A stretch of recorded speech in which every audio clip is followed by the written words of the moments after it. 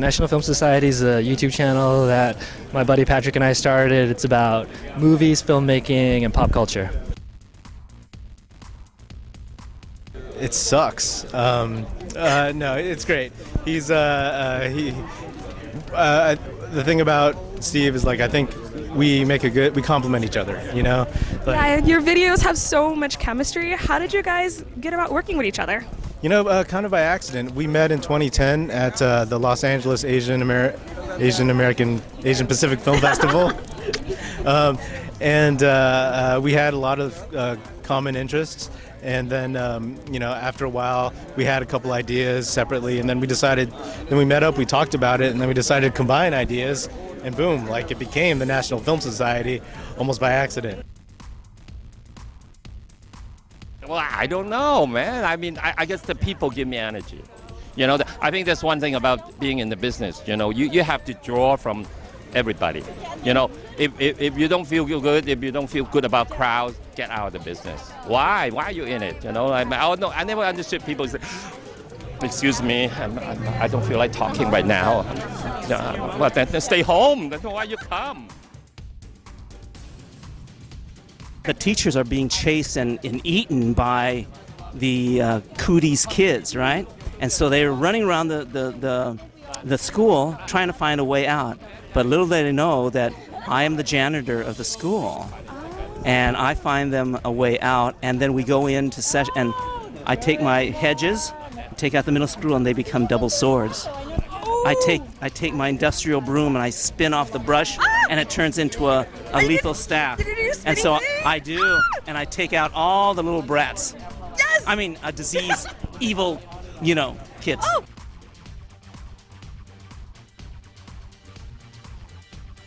Favorite part of the movie, the day we wrapped. Okay, so top 3 villains not included in this movie would have to be Bolo from like Bloodsport, amazing. Storm Shadow from G.I. Joe, love Storm Shadow. And then would have to go with, I think, James Hong from Big Trouble in Little China. Well, I played Jet Li. I was supposed to be like a boy when they met me, but I'm actually a girl. So you do some stunt moves into the movie then? yeah, I did. What was the toughest one you had to learn? Probably the in the theater scene at the very ish end. So that was kind of hard, but it's still fun. So you're really famous in the geek community for Zuko and my all-time favorite Rufio. Thank you. And from what I was trying to research, Homestuck, I kind of got lost on that Oh one. yeah, I'm a big Homestuck. Shout to all my Homestucks. And also I've noticed that you've done with Nostalgia Critic, who's one of my favorites, and also with Geek and Sundry. Is there any point in the geek landscape you want to hit that you haven't hit up yet? I don't know, I'm just having a good time. The whole online thing, I come from traditional media, obviously from the 80s and 90s to now, and it took me a while to jump into like the digital world, but as I've gone into it in the last few years, shout out to my boy Kev Jumba and AJ Raphael for kind of introducing me to that world. It's been like a new playground, you know what I'm saying? Like finding out, it's like a lot of the walls have come down and being able to create with new artists, and I've just been having a really great time with all the people you've talked about right now. So it's just kind of fun, just letting us be more creative and write sketches and scripts or ideas or talk about things we want to talk about.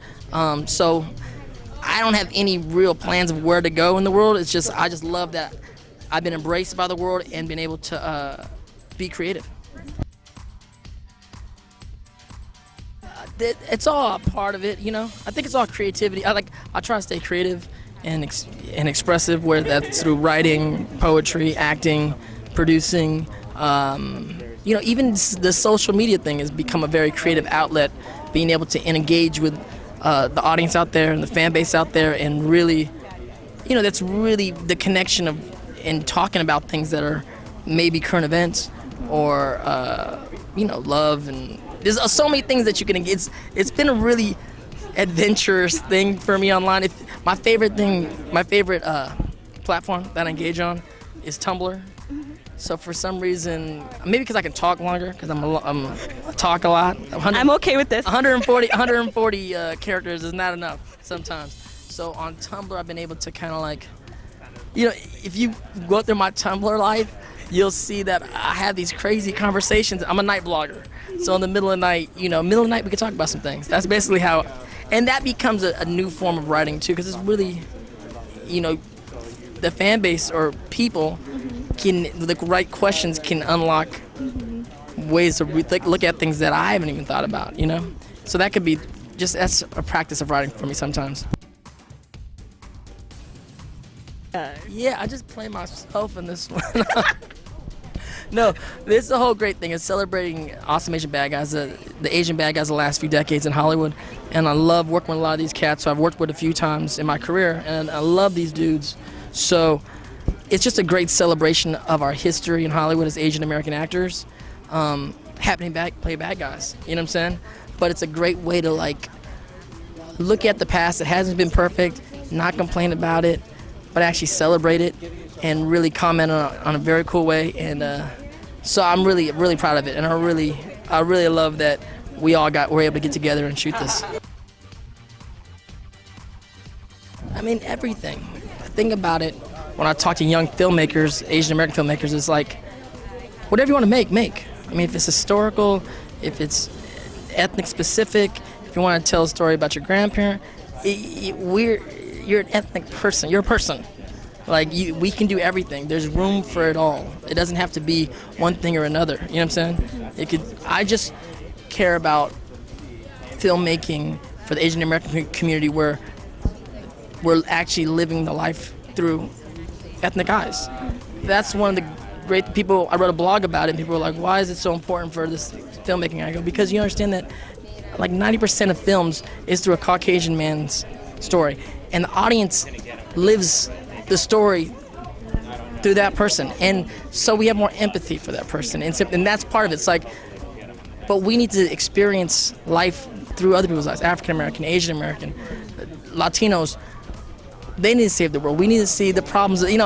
Part of being an audience member through a different color or gender is being able to experience a story through them.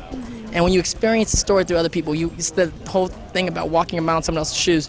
You have a little more, you understand the connection a little more. You know what I'm saying? So it's we're not co-stars in this guy's. We're all the stars of our own films. Let's go see other people's stories.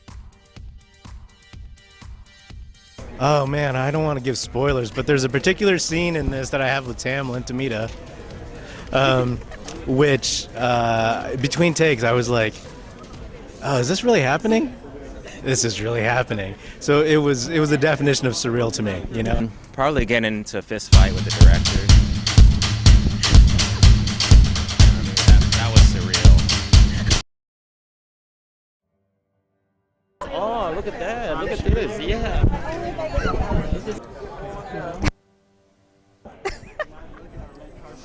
Oh no! Oh, you're a bit too good at that. Co-star my brother Dion also.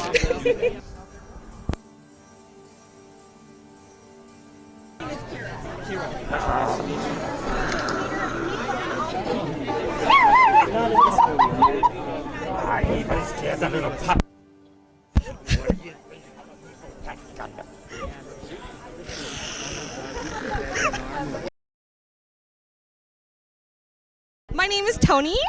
How are you doing, sir? Tony? Hey, that's my name. No, you're Hey, George. that's my name. Tony. It's Tony. Okay. All right, Tony. Okay, Tony. All right. What's up, Tony? What do you need to know, Tony? Calm down, Tony. So I'm Toni from Fangirl Nation.